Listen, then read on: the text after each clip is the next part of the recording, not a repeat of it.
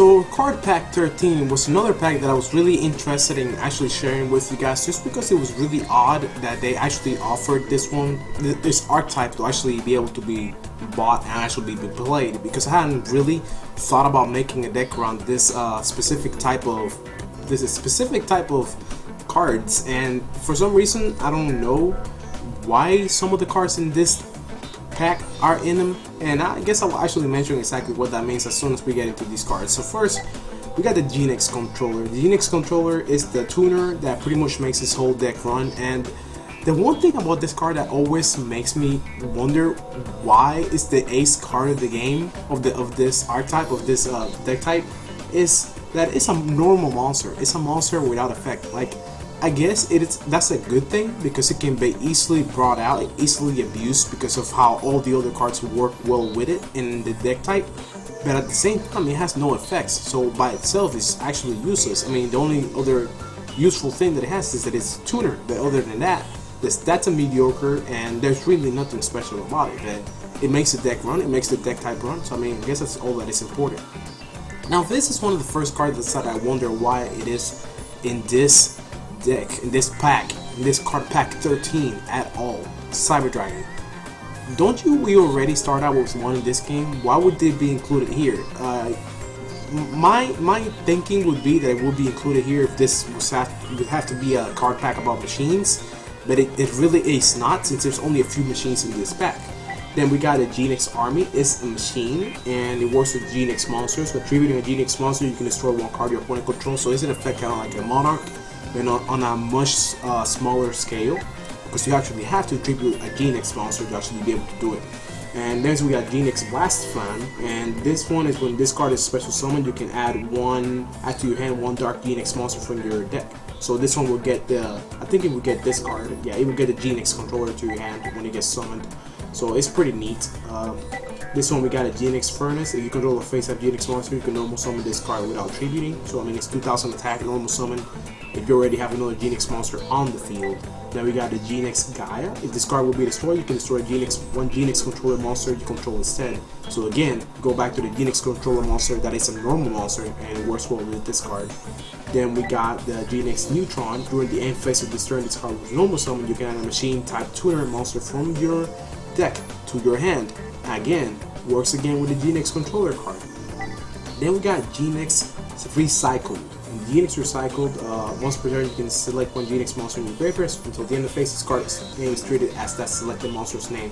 And the reason why you will want this is to probably pick the Genex controller all over again. So far, let's count really quick how many machines are here. 1, 2, 3, 4. And I don't think 4 and 5 now. 6, 7, 8, 9, 10, 9. So 9 machines. I guess it does warrant having Cyber Dragon there, maybe, but I still don't see it. It doesn't work well with the archetype. So we got Genex Searcher. When this card is destroyed by battle, sent to graveyard, you can special summon one Genex monster, 1500 attack or less to the deck and face up attack position. So then we got the Genex Solar. Then we got the Genex Sphere. We got Genex Turbine. Then we got Genex Undine. I don't know if I'm saying that right, but so far all the other cards are okay.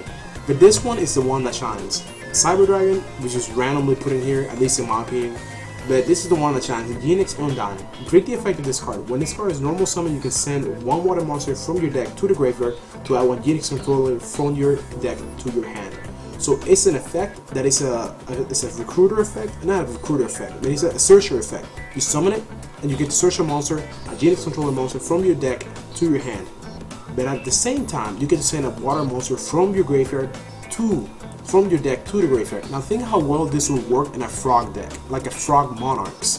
Think about it. You can send any frogs, Treeborn frog, or any other the fishboard monsters. You can send all of those, the fishboard tuner, I think.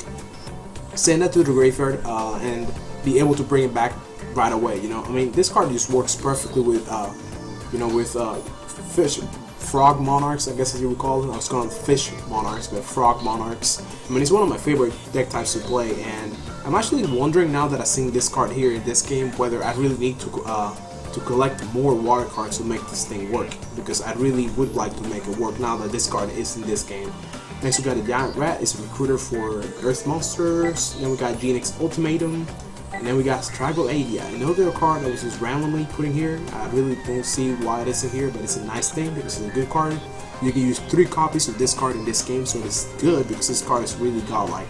Then we got Fisher. It's limited to 1 for some reason in this game, along with Smash Your Ground. The only card that is similar to these ones, to those two, to Smash Your Ground and Fisher, that's not limited in this game is Hammer Shot, which you can use 3 copies of. Then we got Limiter Removal, limited to 1. We got Mind Control, which you can use 3 of, so that's really nice because I already got like 4 copies of this card. Then we got Solidarity, which increases the attack of all monsters on the field, all your monsters on the field by 800 if they all have the same deck type, the same monster type, I should say. And then we got Wawaku. So Wawaku is a nice card, you know. It gets destroyed, you still activate the effect, you take no damage. But it's a really neat card because it works really well with Gladiator Beast because it's still, the battle still takes place, even though no damage is taken, the battle still takes place. So if you're playing with gladiators, then this card still saves your gladiators if you're going for a kamikaze attack or something like that, or the opponent is attacking you but your monsters are going to be destroyed. If you want to get the effect of your gladiator beast, you would definitely want to use this card because the battle still goes through, you just don't take any damage for it. But you can still activate the effects because the battle did happen.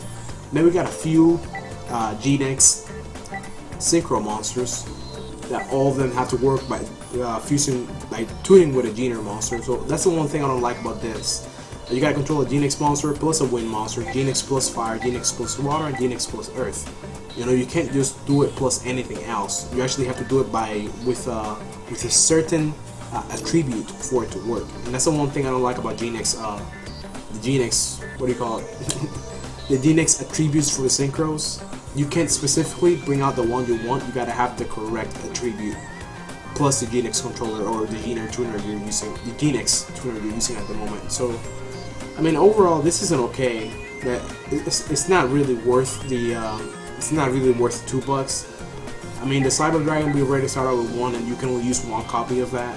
And unless they give us another pack that goes with more support towards frogs or more water monsters, there's really no real need for this. You're gonna have to grind forever to make this work.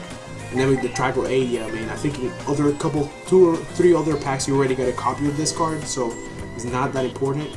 And Mind Control is the same thing. Feature is an okay card, but you can only use 1 copy of it. I'm pretty sure you get it in another pack as well already. So I mean, overall, don't buy this. Don't buy this. That's what I'm gonna say. Don't buy this one. This one is worthless. If I was gonna rate this one in the PlayStation Store, I would give it like a 2-star or something. I will give it like a 2-star just because it actually supports the deck type. That deck type is not very good anyways. Genex are just not really my thing. The only thing that I really like in this is this right here, the Genex Undine, because it works well with Frog Monarchs. But anyways, thank you guys for watching, thank you guys for listening. Let me guys know if you share my sentiment with this card pack. I mean, it's okay, but it's definitely not something I would recommend anybody to buy. It's a waste of $2, at least in my opinion, when it comes to this game with the randomized system of getting cards. If you could really get the cards you want to make a good deck based on these deck type on this cards that you get here, then by all means, you know, buy it. But since you can't, since it's all random, don't buy it. Just save your money. I'll catch you guys later. Adios.